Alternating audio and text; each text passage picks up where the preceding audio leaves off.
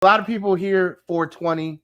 They identify that number with cannabis culture, and maybe a lot of folks who have just not been around don't understand the history of it. Like, why do we call it 420? Why do we spark up at 4 o'clock and 20 minutes? Why do we have a holiday on April 20th?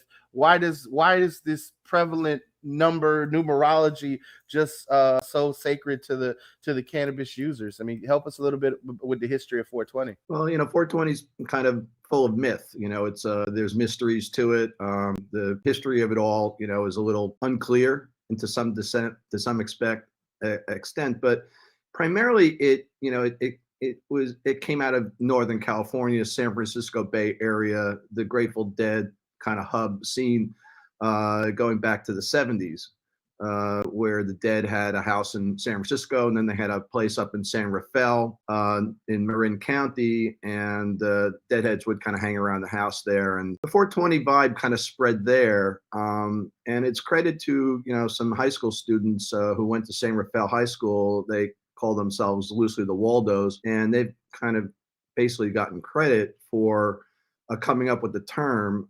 There's some debate over that. And my role at 420 kind of steps in 1990.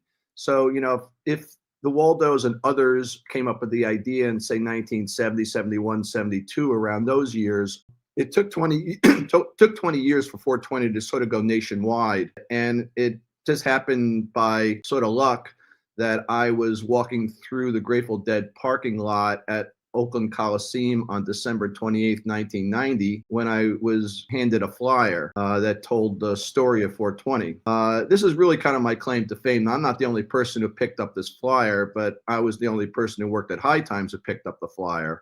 And 420 was news to me.